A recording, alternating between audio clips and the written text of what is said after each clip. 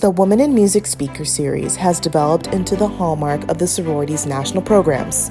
An integral component of district and national conventions, this program engages our members by providing the opportunity to meet women who work in various aspects of the music profession, including professional performers, music therapists, and educators.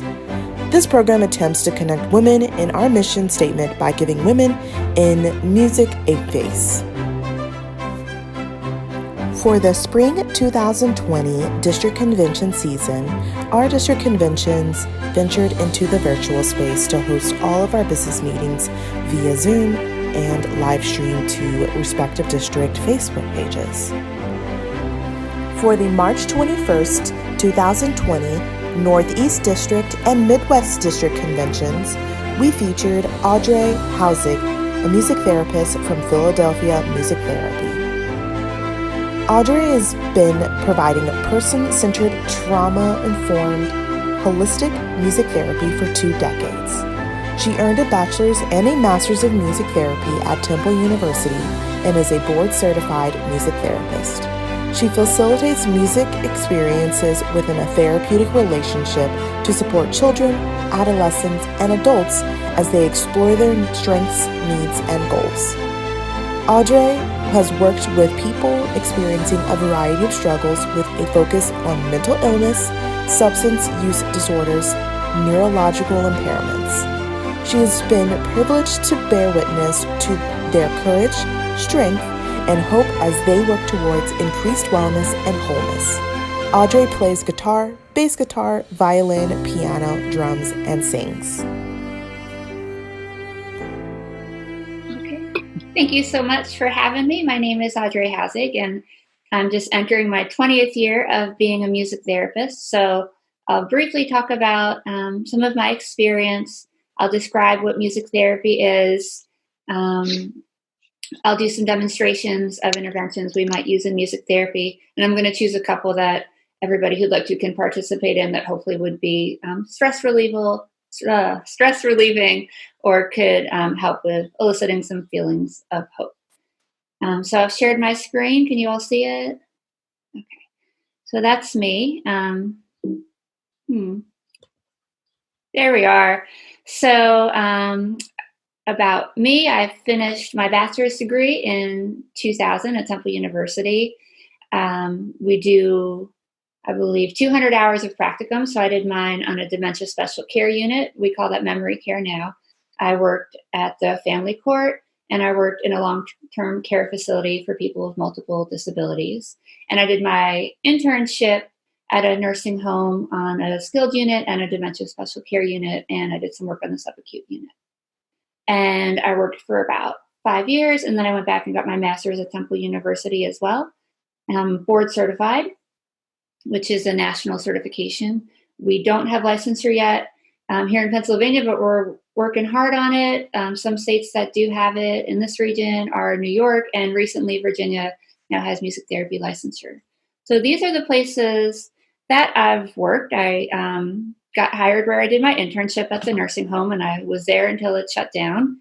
And then I spent 5 years at a long-term care facility for adults with physical disabilities. Everybody there used a wheelchair, and most people had limited motion in their arms and hands.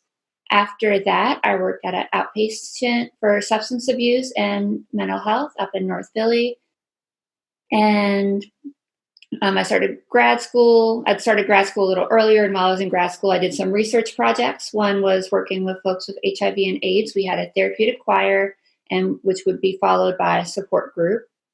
I also did another project with the Temple Arts and Quality of Life Research Center called Hear Our Voices, which was an after-school program which used songwriting to work with kids that we call at-risk.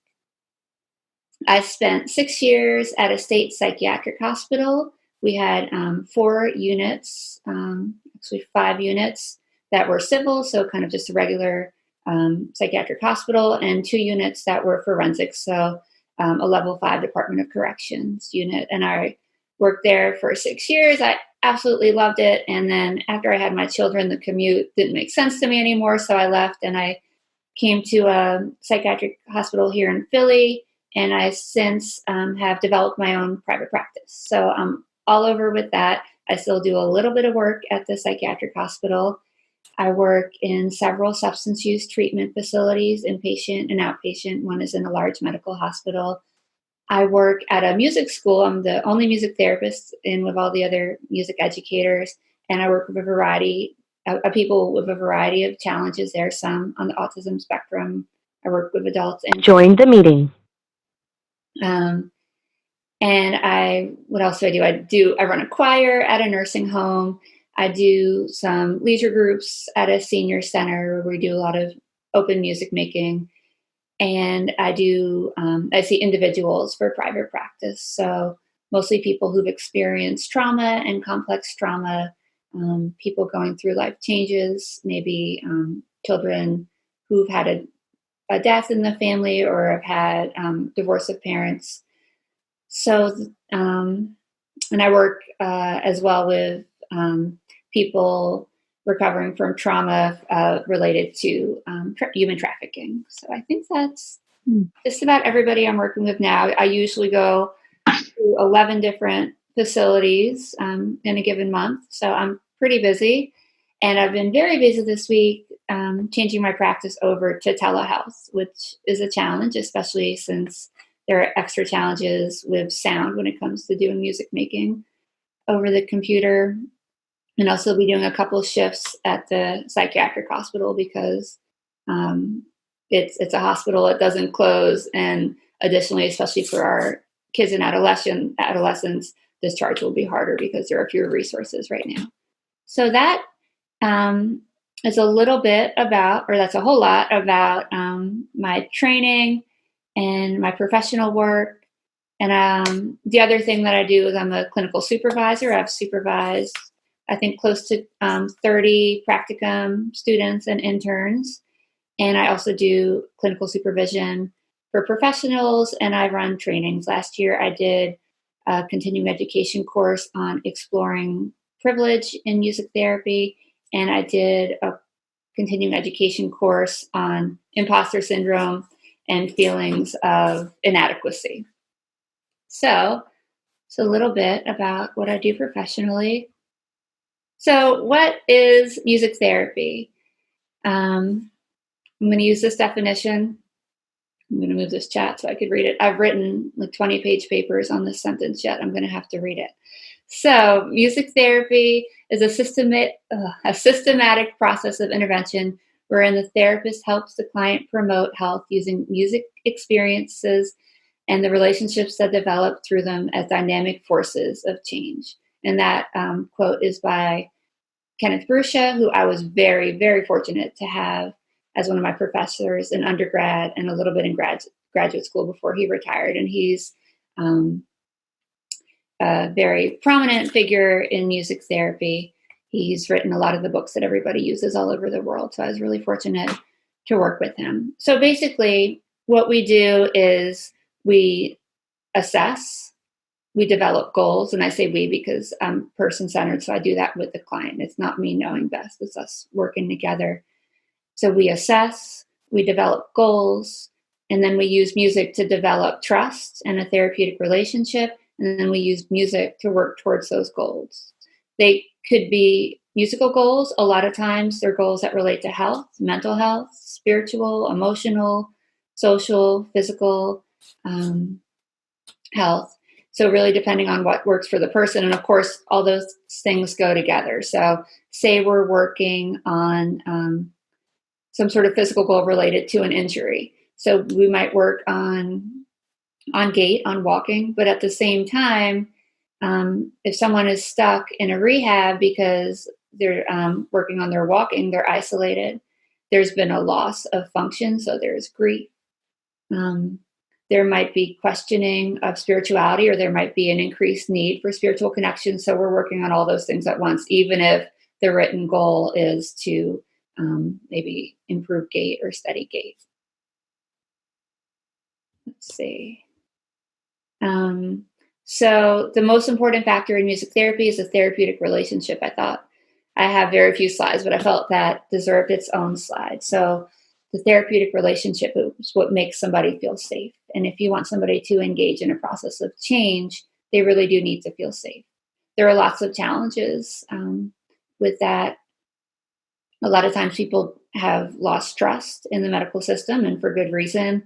It can be difficult for people to connect, especially when they're hurting, whether it's physical or emotional. So we use the music to help develop trust. When we're using live music, we can do that by mirroring. So what the client plays, you play it right back to them. We do it by creating music that's grounding and supportive. So music that's grounding might have a repeated bass or an ostinato in the bass. So it's steady. It's something to hold on to. And as the client changes either their music or their affect, their facial expression, or their posture, we change the music to support them and help them feel safe, helps them feel held by the music. We can also instill feelings of trust by letting them know they're heard through songs. So if somebody shares something verbally, even if I haven't experienced that and there's no way for me to really understand what they're going through, I could share a song by somebody who has experience and who has a better understanding, and I can let them know, I heard you, not just here's what you said, but here's a whole song that holds these emotions related. So if somebody shares about racial profiling by the police, that doesn't happen to me. I'm extremely privileged. I drive around in a borrowed car with a broken taillight. Nothing's going to happen other than maybe I think of my friends who are at greater risk. So if a client is coping with actual real life racial profiling and I'm the person there to work with them, maybe what I can do is share a song by someone who's also experienced it, and then we can listen to it together. We can talk about it. We can hopefully make it a little bit more safe for that person to share their experience of it and to trust me with that. So the therapeutic relationship is really the most important thing. So let's see what I put next. So types of intervention. So I named a few. Receptive is when the therapist is creating the music. It could be live through instruments. As I said, it could be through playing recordings. And the client's role or job with receptive is to listen and maybe follow cues, but they're not making the music. So we do song discussions, as I said. Maybe it's me choosing a song to reflect what I've heard from the clients. Maybe it's the clients choosing songs to express something. So maybe we'd start the group and talk about strengths. And I might say, could you find a song that reflects one of your strengths? Or can a couple group members get together and do that in small groups? It could be clients giving each other songs. So maybe everybody has gone around the room and shared what they need from the group. And now everybody's going to choose a song that we can either listen to or play live. It's not receptive anymore, but we can share that song. And so you're basically dedicating a song to somebody. So if somebody said, I feel really alone, maybe the person sitting next to them shares a song like I'll Be There or Stand By Me or Lean On Me. Those are the really famous ones to say that they're there to support them. Or maybe somebody shares a song about loneliness. Maybe they share Anybody by Demi Lovato. But this way, people are giving each other songs. Other types of receptive methods are stress management. So deep breathing, guided imagery, progressive muscle relaxation. We might try some later. And what we do with our music is we support those cues. So if I'm saying, take a breath in, I'm playing maybe a dominant chord, a 5. And when we breathe out, it resolves to the 1 chord. You're all musicians, right? I've got my audience, right? You know what I'm talking about? Okay. Of course you do. So those are some receptive methods. Playlists is another one. We might develop playlists for hope, to calm down, for motivation, and listen to the songs and discuss them. So recreative, here we're using familiar songs that at least some of us in the group or the individual knows. I do a lot of group work, so I tend to talk about it like it's all groups. So we're using songs that we know. It could be in some of the ways I just mentioned.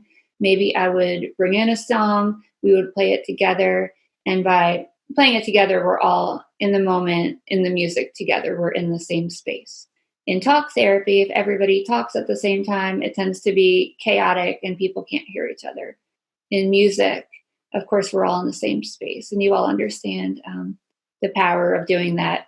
I think what's unique to music therapy is we have a group of people who may or may not have any experience playing instruments, limited experience singing, or may not be comfortable singing. So what we need to do is make it accessible. So instead of handing someone a guitar, you tune it down so that you can strum and it's an open chord. I usually will do a D or a D minor, and you can use the capo to change it. So now somebody can strum and it sounds decent and they're playing. We use a lot of percussion, drums, xylophone. You can put somebody or invite somebody to go to the piano, and you play in C and ask them to play the white keys if they want it to fit, or play the black keys if they want some dissonance.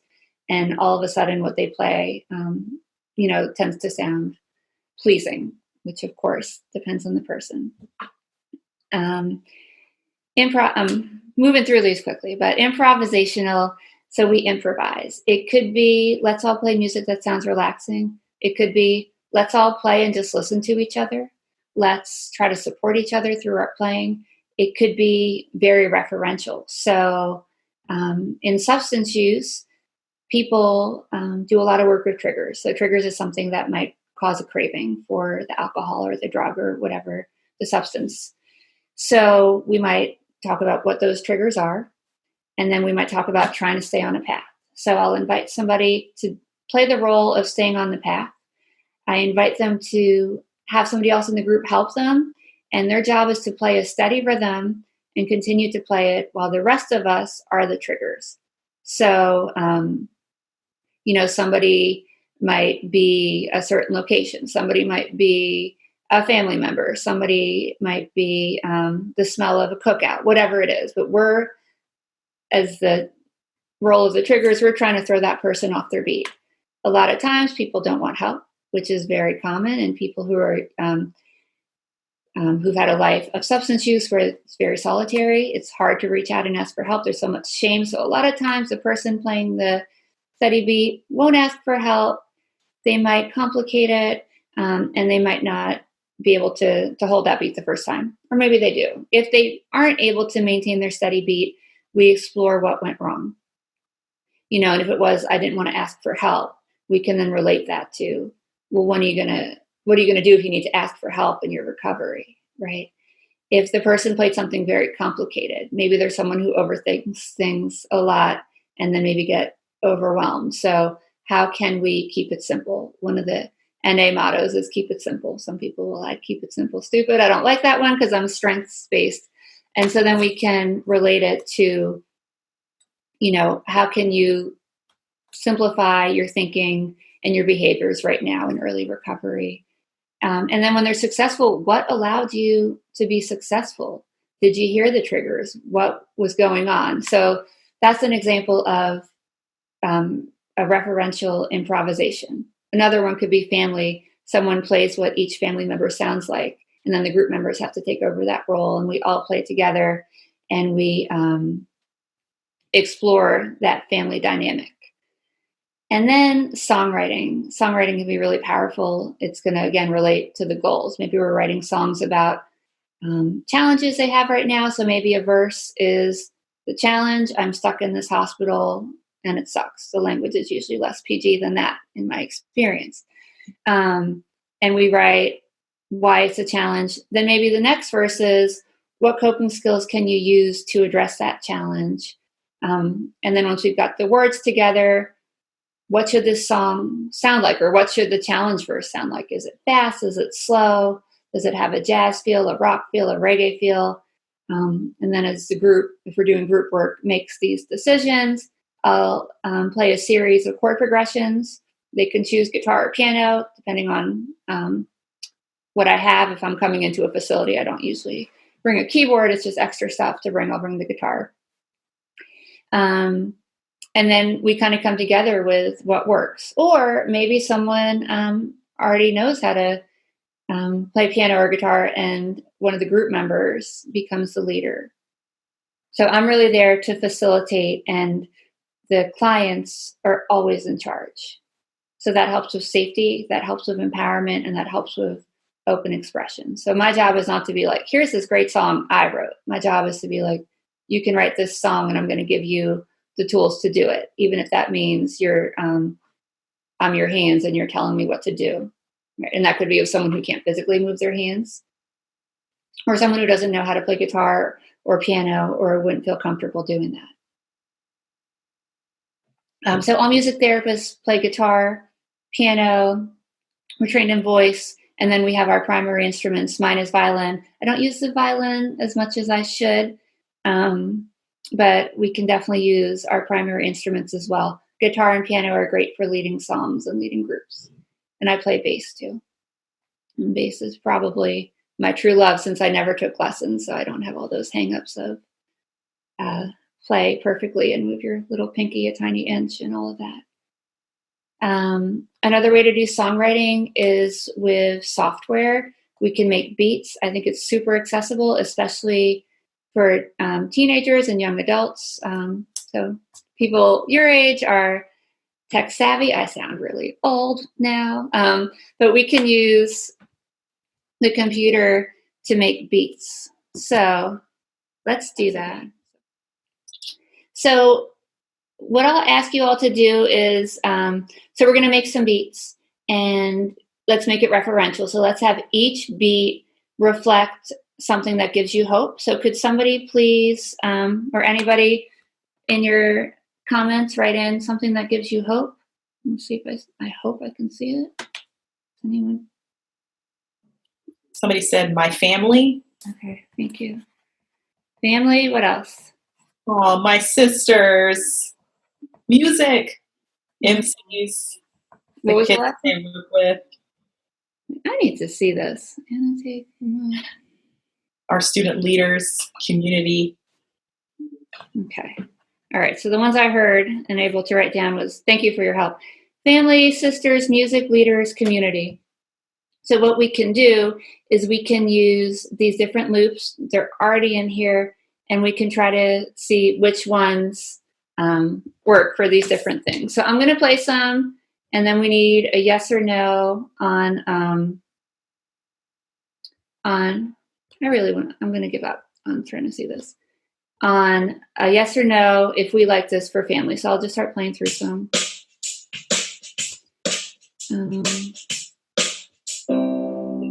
Maybe you could type yes or no. It's probably a little loud.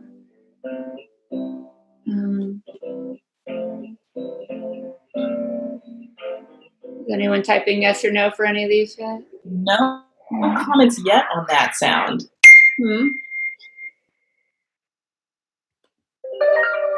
Have that one. Would that one fit for any of them?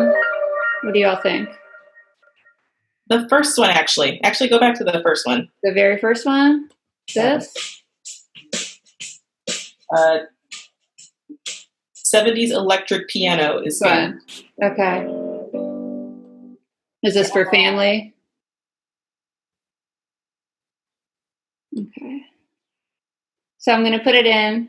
We could adjust the tempo if we wanted to.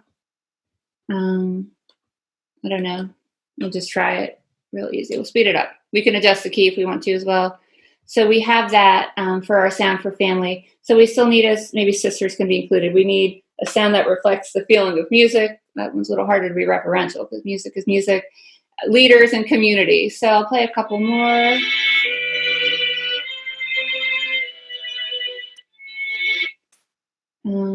Again, you can tell me yes or no.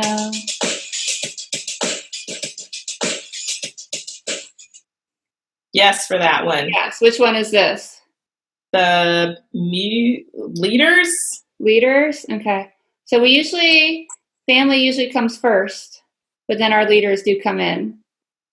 And we could say, are they there all the time? Are they there in certain instances? So now we have our family.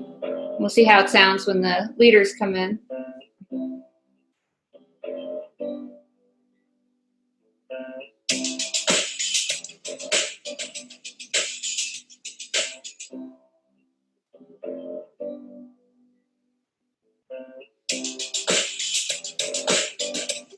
So we're starting to build our sources of hope. So not only can we hear it, we can see it. Lots of positive reaction for that. Yeah. If you can Okay, cool. turn up the first level a little bit more, that'd be cool. Yes, and we can definitely work with levels. I usually say that up front, but you all knew what to do. Let's find one more to add. We still need leaders. We still need community, or anything else you want to add. Thank you, Siobhan, so much for helping me with the comments that I've lost. One of the challenges is getting past, like, I'm in the A's. There's so many options. Another good feeling was bright futures. Bright futures, okay.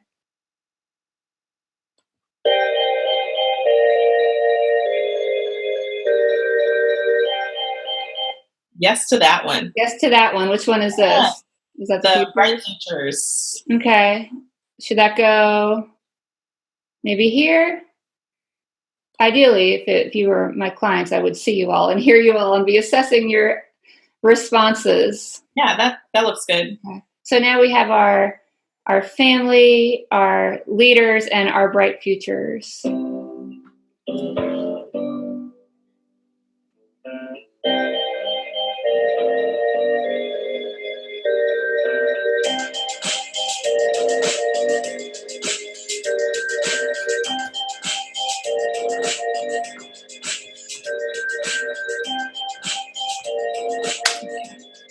So there is an example of how this is a beat that hopefully everybody likes. You know, you can really play with it. By doing this in a group setting, we're managing group making, decision making. Individuals have a lot of control. So if it's someone who has a lack of control because of a illness or disability or a trauma, or because they're incarcerated or they're in a hospital, this gives them a lot of control. It tends to sound, pretty decent. So it's a success experience, which is really important. And, we try to do it to build strengths. It could be all their strengths. It could be some of those triggers we talked about for substance use, along with some of those coping skills. I'm not going to save it. And then, of course, okay, I see everybody again. Awesome. We can just make a beat that sounds good, and then we could keep it instrumental. People could freestyle. We could actually write out a rap, and people could rap. People could sing. Whatever works for the group.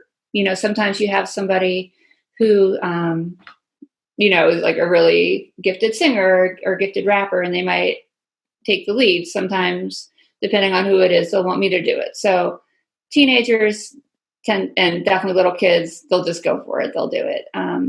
With the adults, I usually get stuck doing it. Or teenagers, because I'm not good at it, unfortunately, like to have me rap, especially if there's curses, because that's so much fun to have your therapist cursing. Depending on facility rules, I let people express themselves. If someone's being safe, as long as they're not using derogatory or harmful language, they can say whatever the F they want in my group. I'm not going to spend my time redirecting stuff like that. I want them to express. Just trying to be strengths-based. Okay. So let's find my PowerPoint. There it is.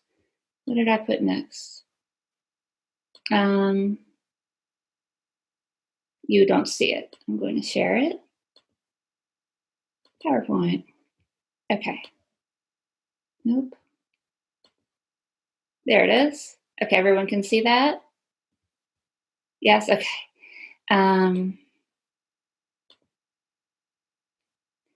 Were we doing this live? Oh, it's back to the beginning. I'd probably be having just as much trouble. But let's blame it on it being online.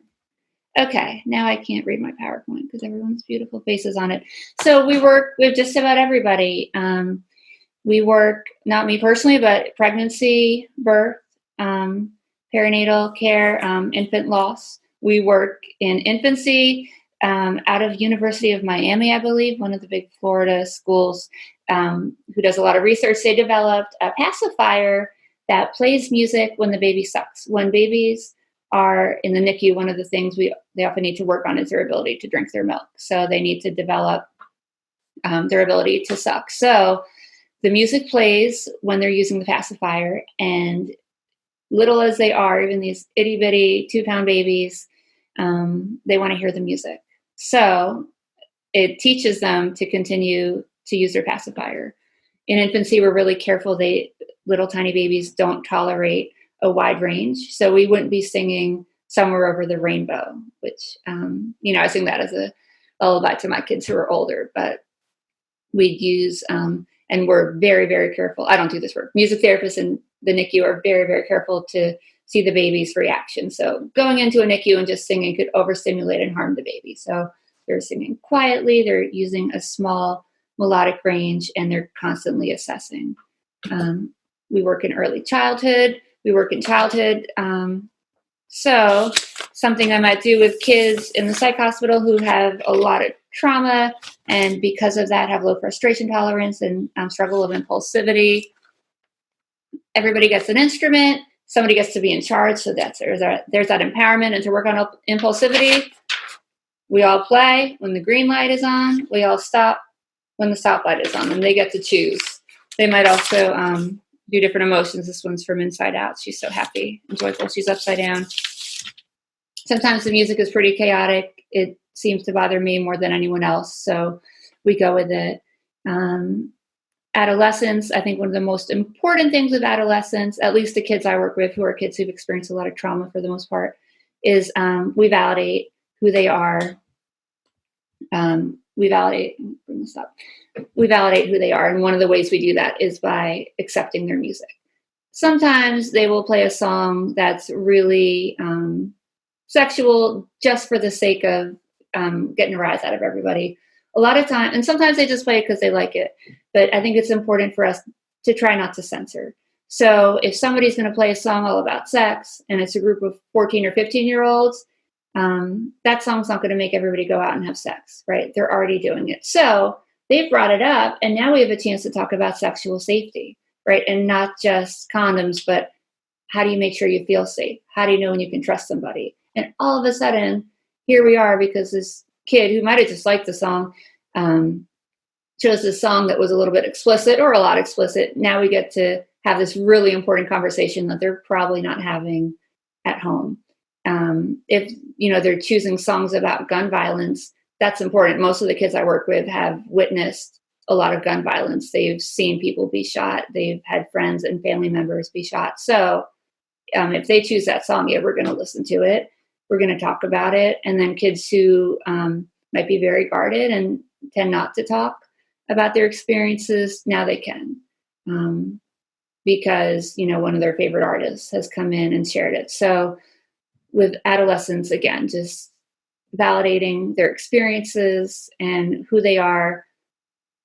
I love adolescents because they're extremely expressive and they tend not to be quite as inhibited as adults are. And, they make this incredible music. And one other thing I was going to say of adolescents, at least here in the city, something that's really important is playing other artists from the city. So we're in Philly, so we're going to play like the underground Philly rappers. And it's cool because me as a 43-year-old white lady would probably not know all about Core and Bry Greta and like these super underground SoundCloud rappers. Some of them are bigger now. You get to learn about it. We work with adults. We work with seniors. We work end of life and hospice. So we work really the whole spectrum of life. And we work in bereavement as well. So working with people who've had a loss. So we have 10 minutes. I want to make sure we can do, what else do I have on here? Oh, that's a lot of, I want to talk about this, and then we can decide if we want to do questions or we want to do a relaxation. So this is a difficult time for everybody. There's been a lot of loss, a lot of fear. So these things aren't music therapy, but these are ways everyone can engage in music, which I can't see because this thing's here. So some of my thoughts were giving and also listening to concerts on Facebook Live. You can have, I'm going to do one next week of my music, not my music therapy stuff. My music is very expressive. I play in a punk band and sometimes I'll play in a metal band. So I get my stuff out for my own self-care. So it can be nice and calm when I'm at work. Have an open mic. So you could do a Zoom and everybody takes turns playing something. Playing together is tricky. on these platforms because there's a delay. I've been learning that this week. You can make recordings, share them on YouTube, share them with your friends. You can, kind of like I talked about, give family and friends song dedications. So here's a song I'm thinking about you. Maybe it's like a song you used to listen to in the car with your family, and you're, sharing it to just let them know you're thinking about them. Or maybe it's a song that feels really hopeful. You can, if you all have the same recording software, you can email back and forth on GarageBand to make tracks. I've done this. One of my best friends moved to Germany, which is really annoying. And we've always made a lot of music together. So it took some getting the right version of GarageBand and matching up. But I would record a track, say on bass and vocals, and send it to him. And then he would add guitar and vocals and send it back to me. And we'd go back and forth and make a song. And then when he came to visit, we got to play it live. And then, playlists, you can make playlists and share them, playlists that serve a specific purpose. There could be a whole playlist dedicated to somebody in a way that you think would help them. A lot of these are things that would help people. One of the slides I skipped is, why group work is powerful. And the top one is altruism. And when we help people, it gives us hope. Even when we're completely down and out, when we help people, it helps. So, when I worked with the folks who couldn't move anything but maybe their face or not even turn their head, and they operate their wheelchair through their mouth, they would find ways to help people. And that gave them meaning and purpose, regardless of their loss, regardless of their physical pain. So, making playlists. And then dance party, somebody plays the music, you can do it right through your computer speaker, or I will do it on my phone with, like my case, on my phone with just the data, so I'm not using up my Wi-Fi, and put it through a little Bluetooth speaker so it sounds decent and everybody can dance. So these things are important for us right now because, a lot of us are experiencing loss and anxiety and a whole lot of other things. Once again, so I'm going to do a progressive muscle relaxation. I am not, I can see a handful of you, but I'm definitely not assessing how you're all doing. So you're in charge of that. So it's not music therapy. We don't have a relationship that we've built. And this is a technique developed in the 1920s, blah, blah, blah. If it works for you, do it. If it doesn't, don't. If you feel pain, it's tensing and releasing. This is a fast version. Don't do it if it hurts. You can just imagine it. And I developed this particular music to go with it when I worked with those folks who couldn't actually tense and release. And so the music was doing the tension and release for them. They weren't physically able to do it. And the feedback I would get was from people who'd, not felt their feet in 15 years feel like they could curl their toes. So we'll do this. It'll be a quick version. We probably won't get through everything. I'll try to show my hands if anybody is interested and wants to nerd out about it. So this is a time for us to take care of ourselves and do it together. Okay, good thing we're not live as I cough. And you can use this time to do whatever you like. You can just listen. You can follow my cues. You can look out the window. You can pray. You can do whatever works for you. So we'll start by taking a deep breath in if you like. Breathing out, allowing your body to sink in the chair as you breathe out. Breathing in, slowly breathing out. Again, allowing your body to relax. Breathing in, slowly breathing out, enjoying the breath as you release it. Noticing the air as it fills your lungs. Following it as you allow it out. Allowing each breath to bring you peace. Allowing each exhalation to let go.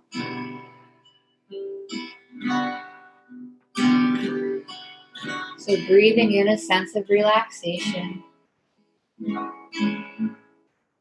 Breathing out your stress.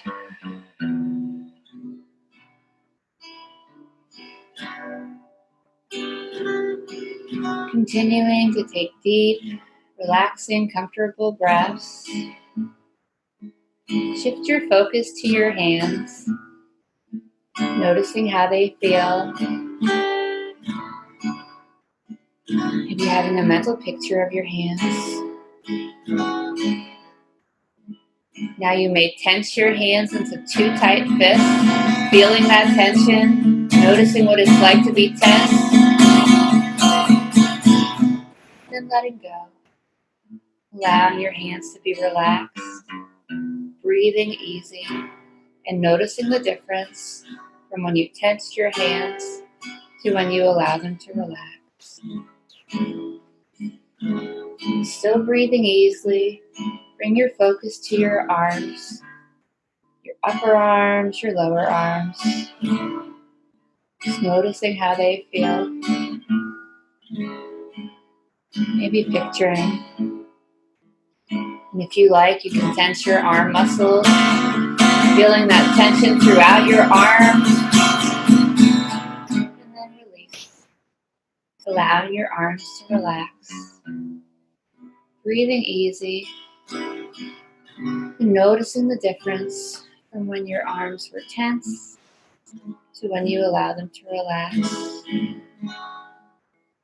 Breathing comfortably. Bring your focus to your neck and shoulders. Just noticing how they feel. Maybe taking a mental picture. And if you like, you could squeeze your shoulders tight, tensing your neck, just experiencing that tension.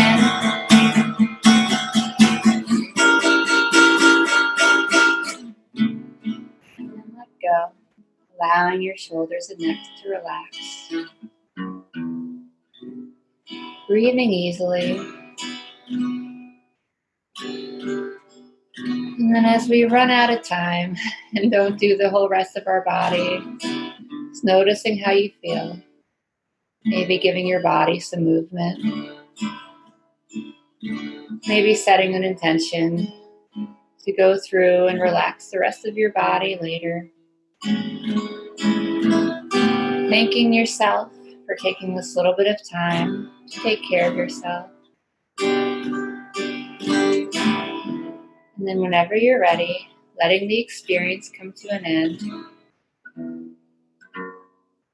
Bringing your focus back to the here and now. Taking a stretch if you like. And letting the exercise come to an end.